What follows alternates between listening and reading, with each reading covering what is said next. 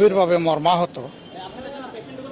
আমরা একটা গুরুত্বপূর্ণ মিটিংয়ে ছিলাম, কেন্দ্রীয় অফিসে মিটিংয়ে থাকা অবস্থায় খবরটা আমরা পেয়েছি। পাওয়ার পরে আমরা আমাদের মিটিং তৎক্ষণাৎ শেষ করে এখানে চলে এসেছি। এখানে এসে যেটা বুঝতে পারলাম যে এ পর্যন্ত এই আধুনিক মেডিকেল কলেজে কম বেশি 100-র মতো ছাত্রছাত্রী এবং শিক্ষক কর্মচারী আনা হয়েছে। এর মধ্যে অল্প কয়েকজন এখানে আছেন, বাকি সবাইকে বার্ন ইউনিটে পাঠিয়ে দেওয়া হয়েছে।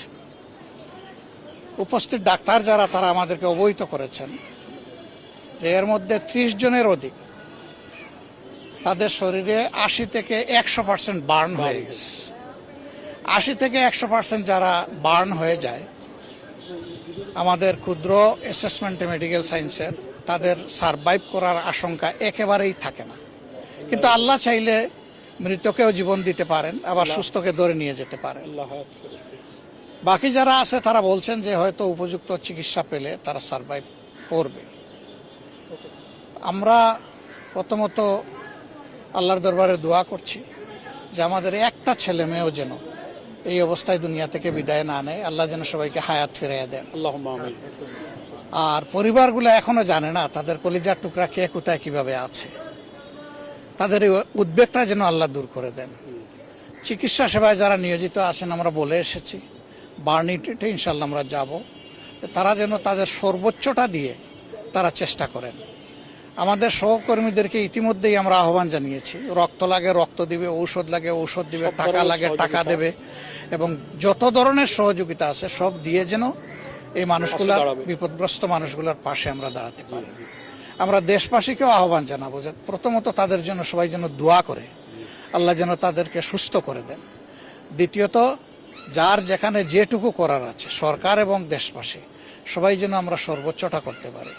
তৃতীয় আমাদের অনুরোধ থাকবে যে এই ধরনের সেন্সিটিভ জোনে যেন ভবিষ্যতে আর এই ধরনের ট্রেনিং দেওয়া না হয়। কারণ ট্রেনিং লার্নার যে প্লেন, এগুলার এইটাই কিন্তু প্রথম অ্যাক্সিডেন্ট না। এর আগেও অনেকগুলা বিপজ্জনক অ্যাক্সিডেন্ট হয়েছে এবং জানমালের ক্ষয়ক্ষতি হয়েছে। আমরা যতটুকু জানতে পেরেছি, পাইলট যিনি, তিনিও নিহত হয়েছেন। তিনিও আমাদের সন্তান। তার জন্য আমরা দোয়া করি আল্লাহ যেন তাকে ক্ষমা করেন এবং জান্নাত দান করেন। এখানে এই প্লেন ক্রাশে ইতিমধ্যে যদি আর কেউ এইরকম নিহত হয়ে থাকেন, তাদের জন্য আমাদের একই দোয়া থাকলো, এবং আমরা সবাই মিলে ইনশাল্লাহ এই বিপদ যাতে কাটিয়ে উঠতে পারি, আল্লাহ যেন আমাদেরকে এই তৌফিক দান করেন। আমরা বিভিন্ন সময় দেখে থাকি যে আপনারা সাংগঠনিকভাবে অনেক উদ্যোগ নেন এই ধরনের, যখন জরুরি পরিস্থিতির মধ্যে তৈরি হয়, এই ধরনের কোনো উদ্যোগ নেবেন কিনা? আমরা অলরেডি সিদ্ধান্ত দিয়ে দিয়েছি এবং আমাদের লোকরা পাশে আছেন, এখানেও আছেন। আমি এসে এখানেও পেলাম লোকদেরকে। সব জায়গায় চলে গেছে, সব জায়গায় আছেন, সব জায়গায় থাকবেন ইনশাল্লাহ। এরপরে একটু যখন সেটেল হবে ঘটনা, তখন আমরা প্রত্যেকটি পরিবারে যাব ইনশাল্লাহ।